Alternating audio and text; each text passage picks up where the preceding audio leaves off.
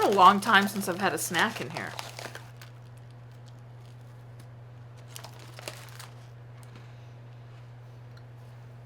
Mmm.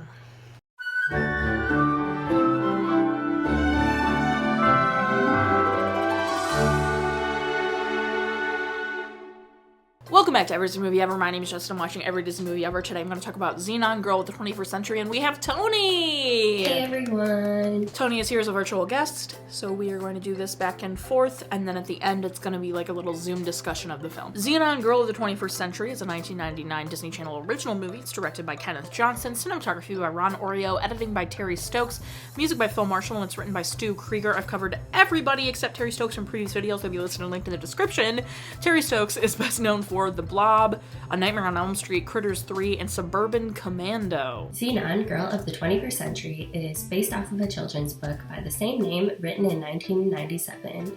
It is written by Marilyn Sadler and illustrated by Roger Bolin. There wasn't an extended plot summary, so basically the first book, or at least what this is kind of based off of, is Zenon is sent to Earth to live with her aunt, and she spends the summer at her grandparents' house on a farm, learning the low-tech life and chores, etc. There are 5 books in a series. The film stars Kristen Storms, Raven Symone, Holly Fulger, Frederick Coffin, Gregory Smith, and Brenden Jefferson. Kristen Storms plays Zenon, and is best known for Days of Our Lives, General Hospital, Kim Possible, and this. Raven Symone plays Nebula, and she's best known for That's So Raven, Raven's Home, The Princess Diaries 2 Royal Engagement, and Dr. Dolittle 2. Holly Fulger plays Aunt Judy, and she's best known for Anything But Love, The Practice, Ellen, and Zenon the Sequel. Frederick Coffin plays Windham, and he's best known for Hard to Kill, Wayne's World, Identity, and Mother's Day. Gregory Smith plays Greg, and is best known for Everwood, Small Soldiers, Hobo with a Shotgun, and The Patriot. Brenden Jefferson plays Andrew, and is best known for Holes, The Other Me, Crimson Tide, and Thea. This film was originally supposed to be a pilot for a television series, but it turned into a movie franchise. The film has a 62% on Rotten Tomatoes and has 2 sequels, also on Disney Channel. Now Tony and I are gonna take it away and talk about the film, so bye. Now we're together instead of our little separate moments. What did you think of Zenon? I actually have never seen Zenon. Which No. I thought I did, but I don't think I did. I thought it was just like one of those things I kind of forgot. Wow, Yeah. that's crazy, actually. I feel like I've seen like most of like the things that millennials will like, like movies that we'll most talk of the about, famous but I don't think I've DCOM. ever seen Zenon. Wow, I mean, I definitely hadn't seen it in I actually watched it semi-recently. I forgot. Maybe during a live stream, someone wanted me to watch Zenon or something like that. I don't remember what happened, but I did watch it recently. But before that, I hadn't seen it since I was a kid. But I did know I had seen it. Mm-hmm. And so when I watched it the first time after the big gap, I did remember a good chunk. So it was verification that like, I have seen this, I just didn't remember the exact storyline and stuff. Yeah, I thought I would like watch it and then be like, oh yeah, I remember that part. But I'm like, wait, I've never seen this. Maybe you've seen one of the sequels? Yeah, maybe. You'll I have to don't come know. back for them. Memory, you know? Yeah, you're gonna have to come back for the sequels now. Yeah, that'd be fun. So, my friend Philippa actually, just before I watched the movie, she was talking to me. She was like, oh, I've never heard of that. What's it about? So I tried to like explain what it's about. And she goes, this is fantastic. She says, oh, so it's like the Fresh Prince of Bel-Air, but in space. It kind of is. Because she's sent to live with her aunt. Like, I was like, Mm-hmm.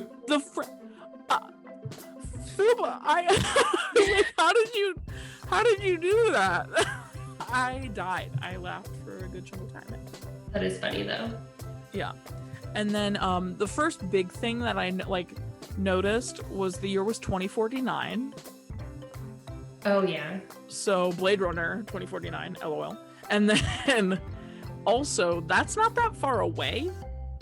And based and based on the timeline they gave, this space station that they all live on would have to launch into space in 2022 or be finished being built in space in 2022.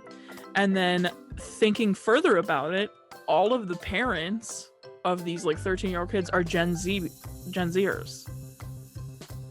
Oh yeah. So it's all people, you know, teenagers right now. And then Zenon has only lived on the ship for like 8 years. Yeah. Which was another thing I was like, wow, I thought she was born on that ship. Whoops. Me too. My bad.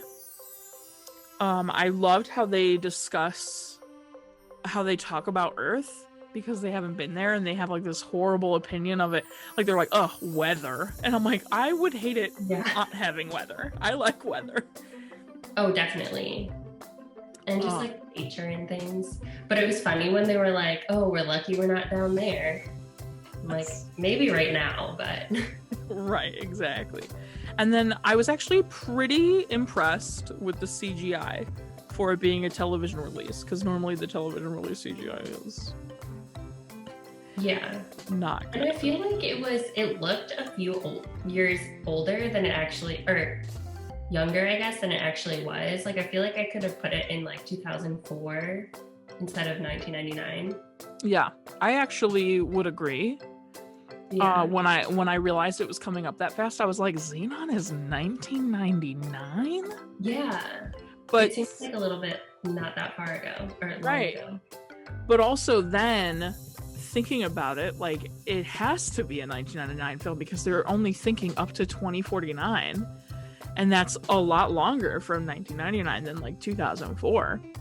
And I feel like if they made the first one in 2004, they would have picked a farther date. Yeah. You know? Crazy. Like, one of the first things I noticed was the Earth thing that we already talked about. And then I feel like their costumes would be really fun Halloween costumes. Yeah, like, that totally. would be an easy and like fun Halloween costume. Yeah.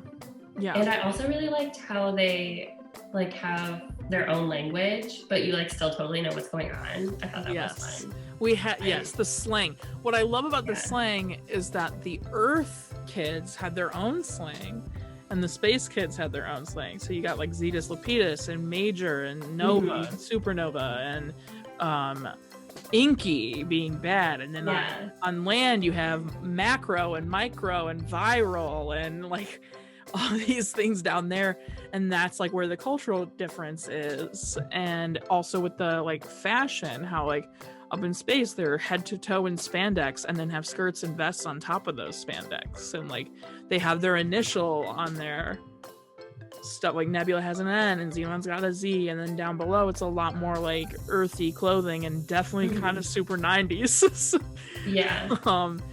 But in tandem with the outfits, what I think is so funny is I love watching movies like Star Wars in the 70s and Xenon now, picturing the future, and them getting technology so wrong. Like they're still using discs. They have keyboards instead of like touch screens. They had holographic teachers in remote schooling, but like they still had like clunky computer screens and monitors. They had video chatting, but it was this huge thing, and they had a little purse to carry it in, and like, you know, stuff like that makes me laugh genuinely, thinking about like how they're just taking a guess at what technology is going to be in the future. I thought Raven Symone really made it for me, and I think people probably like this movie more than I did. I don't think it's like bad or anything, but just like for nostalgic reasons. But I feel like she really did make it so much better.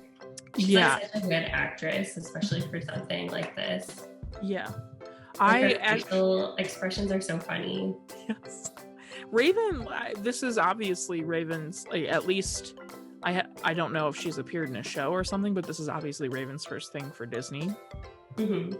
And she absolutely, while I was watching, and obviously I am currently having things around it to compare it to, think the entire kid cast did an excellent job. Yeah, I think Raven, and then the kid who plays Greg, what's his name? Gregory. Oh yeah. I think he was fantastic. And it wasn't until he was like, you know, he had some really cringy things he had to do, like all these like smooth looks at her he had to do, and like little like things he had to do that are absolute cringe. He like sold to the best of his ability, and it was him that made me go, wait, I think these kids are kind of killing it, actually. Like a lot of these kids are doing a really good job. And like Kristen, I think her name is Storms. Yeah, Kristen Storms is a little like odd sometimes, I feel like, but at the end of the day, like she carried she carried the movie. Like she's Xenon. But I would agree that Raven is definitely strong, and obviously Disney Channel ended up agreeing because they gave her a show, and it was one of the most successful shows and stuff like that. So I absolutely agree. I thought the music was a little bit dramatic sometimes. Musical dramatic, but I loved the sound design between the station versus Earth. They really played up when she was on Earth, birds chirping, wind, water rushing. Like they really played up the sound design on Earth to show the difference between what it was like on the station versus Earth. And I did like that they touched on like how they can't just have flowers for fun. Like they can't have flowers on their house because like they grow everything that's needed. They use everything that's needed because they're in space. Like everything's got a purpose. So I like that they touched on that, and I also really liked the sound design differences. Yeah, I agree. I feel like I didn't think of that until you said that, but there really is big differences that are subtle. Yeah. And like subtle, like, which is great. You don't want it to be super noticeable because you just want it to be part of the story and the environment. But for it, obviously, I noticed because I've seen it, so I'm paying attention or whatever. But for them to pay that much attention to detail and make that part of like, oh, look at that's just like how much of a different environment it is. Like she can hear birds chirping and she can breathe fresh air and like, all that kind of stuff is really great attention to detail. Any line in the movie that says you're not like other girls makes me cringe. It's disgusting. We hate it. The awkward kiss though, amazing. So realistic. Like them going to kiss and hitting each other and them trying again and getting interrupted. Like that was amazing. I loved that. I'm glad they didn't actually smoocheroo. Did they have a sound effect there where it was like bonk when they hit each other's head? I don't remember. Actually, I was too distracted by the fact that they hit each other. I was like, LOL, that's so accurate. Another technical aspect that super impressed me is when Xenon finally gets back on the ship and they have that big climactic moment where it's Commander Plank, Wyndham, whatever his name is, and her parents and her and Nebula, and it's like a giant 360 shot around the outside of them as they're all fighting about what to do while the ship is coming down. It's like a huge 360 shot around them continuously for a while, and I was like, yo, this is mad impressive, because they haven't done a lot of stuff like that in television releases, especially like DCOMs, because DCOMs are still relatively new. So like you can tell that this is the first, like, I feel like DCOM that they really put like a lot of money behind and a lot of like work behind the cinematography and the technical aspects of it, because that shot goes on for a while. So it took a while to film, I'm sure, because I'm sure they wanted to film the 360 a bunch of times to make sure they at least had everyone saying their line on camera at some point, and it's just like, it was also the absolute correct shot choice for that climactic moment. Like it really upped the like, ooh, their ship is going down and they're in space, they're all gonna die. Like they're gonna run out of air or crash to the ground or something, run out of food. Like it's not gonna be good. So I was so impressed by that 360 shot. Zoom, zoom, zoom, Supernova Girl lives rent free in my brain since I was a child. I always That's the one thing that threw me back. I was like, I mean, I haven't seen it, but I'm like, oh, I totally remember people saying that or singing that. Well, and I'm sure, like, even if you hadn't seen the film, if you watched Disney Channel, like, they always played that in commercials. Zoom, zoom, zoom, make my heart go boom, boom, my Supernova Girl. And what, my cousin watched it with me for a little while because she loves Xenon, and she is Mariah. Yeah. You know who she is. And so do they. So Mariah watched it with me for a little while. And I said, it's not a rock song. Like, it's very much a pop song. Yeah. And he keeps saying rock and roll. You said that you didn't like this movie probably as much as some others do because of the nostalgia. What did you, for those who don't know, watching, Tony hasn't been in a video in a while. Tony also went to film school with me, and she currently works in a post house and is, you know, an editor. What's good? And so,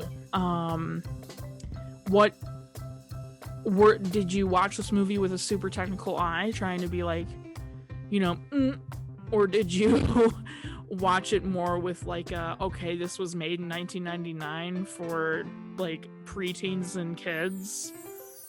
Which hat did you put on? Or a bit of both? I'd say a bit of both. I really don't watch movies that often that are like 1999. I just like haven't in a while. Yeah. So it's like hard to like really compare it to anything. But I do think it's well made, and clearly like so many people like it. I enjoyed watching it. I wasn't bored. I think it was like there's like what we said, there's good there's really like nice technical elements to it, and there's nice like touches here and there, and it's well written. So I do like it for that. I just like probably wouldn't watch it again. All right, so on a scale of 1 to 10, what do you rate it, and out of what? Like, what is the thing we're gonna do? Disc earrings. Yeah, right. Creepy protozoa dolls. I'm trying to think of a good one. I just want to say Zetus Lapidus, but Zetus Lapidus really work. Can say whatever we want. It's our show right now. Okay, I'll say that. I would give it. I'm gonna give it an extra point for just I know this film means a lot to people, and I think that's important because it's like cute. So many people like this so much. So I'll give it a 7 Zetus Lapiduses out of 10. Okay, my final rating is 7 Zetus Lapiduses out of 10. Music and writing I felt were a little bit weaker than like say the cinematography and acting and editing. So if you guys want the full breakdown, it's in the description. 7 Zetus Lapiduses out of 10. Our total movie count is somewhere on the screen. Parent total and credit count are still the same. If you want to keep up with what movie I'm watching when, follow me on Instagram before you'll find out what movie I'm watching when. Follow Tony on Instagram. She's amazing. Thank you for being here. And thanks for having me. Yeah, it's great to have you. And now we have an excuse to have you back because you're going to have to be in the sequels. Yes. Because you were in the first one. And then you can be in whatever other video you want. So be sure to follow her on Instagram. I put out videos every Monday and Friday and sometimes Wednesday. Join Patreon. Amazing things always going on over there. Buy merch. Yes. Amazing.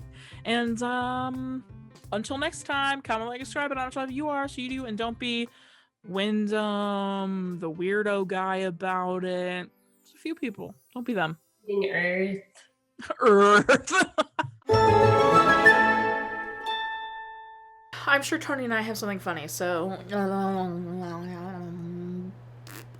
that first shot that's behind you right now, I was like, what the heck is that? I know. I think it's like her trying to make the protozoa doll.